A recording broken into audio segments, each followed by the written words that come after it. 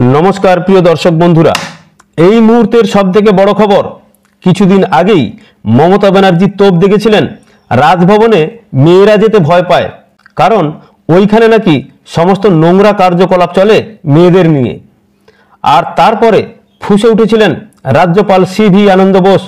তিনি বলেছেন যথেষ্ট হয়েছে, মমতা ব্যানার্জি সহ্যের সীমা ছাড়িয়ে গেছেন। এরপর শুধু মমতা ব্যানার্জি নয়, তৃণমূলের আরো কয়েকজন নেতা মন্ত্রীর বিরুদ্ধে আমি মানহানির মামলা করতে চলেছি কলকাতা হাইকোর্টে। এবং শুধু তাই নয়, তিনি এই নিয়ে কেন্দ্রীয় আইনমন্ত্রী অর্জুন মেঘাওয়ালের সঙ্গে পরামর্শও সেরে ফেলেছেন। সম্ভবত আজই হয়তো সেই মামলা দায়ের হতে পারে। ফলে রাজনৈতিক নয়, ইন্দিরা গান্ধীর মতো অর্থনৈতিক ইমার্জেন্সি ঘোষণা করে রাষ্ট্রপতি শাসন জারি করা হোক পশ্চিমবঙ্গে। রাজ্যপাল সিভি আনন্দ বোস গতকাল একটি সাক্ষাৎকারে জানিয়েছেন, এটা ভীষণ শকিং। এটা দেখে যে পশ্চিমবঙ্গ অর্থনৈতিকভাবে ভেঙে পড়েছে, জনগণের টাকা দান খয়রাতিতে চলে যাচ্ছে। সে কারণে একজন দায়িত্বশীল রাজ্যপাল হিসেবে ভারতের সংবিধানের 167 ধারা অনুসারে আমার উপর ক্ষমতা অর্পণ করা হয়েছে, যার মাধ্যমে আমি এই বিষয়টি নিয়ে আলোচনা করার জন্য জরুরি ভিত্তিতে মন্ত্রিসভার মিটিং ডাকার জন্য বলেছি ও রাজ্যের বর্তমান অর্থনৈতিক অবস্থা ঠিক কোন জায়গায় দাঁড়িয়ে রয়েছে তা নিয়ে একটি শ্বেতপত্র প্রকাশের জন্য বলেছি। একদিকে বর্তমানে নানা বিষয় নিয়ে রাজভবনের সঙ্গে রাজ্য সরকারের সংঘাত একেবারে চরম জায়গায় গিয়েছে।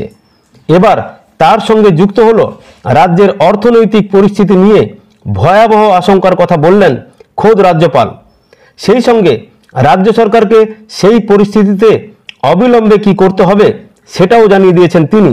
সেটা এবার রাজ্য সরকার কতটা পালন করবে সেটাই এখন দেখার।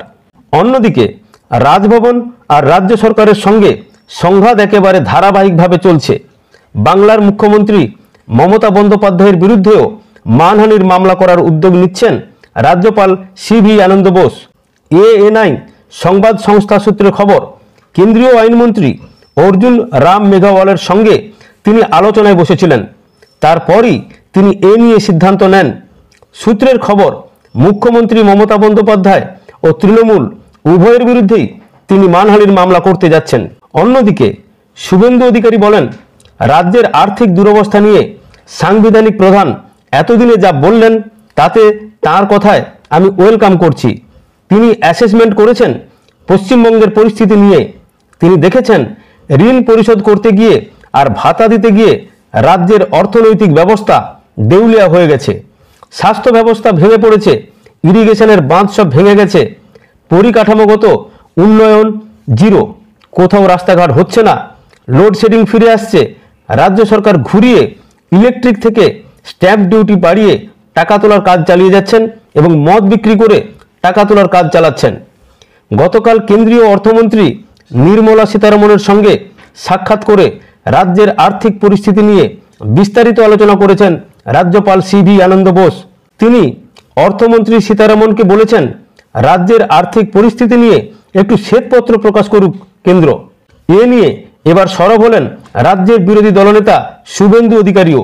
শুধু তাই নয়, দেউলিয়া সরকার বেতন দেওয়ার ভয়ে নিয়োগ করতে পারছে না বলেও রাজ্যের বিরোধী দলনেতা শুভেন্দু অধিকারী তোপ দেখেছেন মমতা সরকারের বিরুদ্ধে। খবরের সঙ্গে থাকবেন, ভালো থাকবেন। ভালো লাগলে চ্যানেলটিকে লাইক, সাবস্ক্রাইব, কমেন্ট করবেন। ধন্যবাদ, নমস্কার।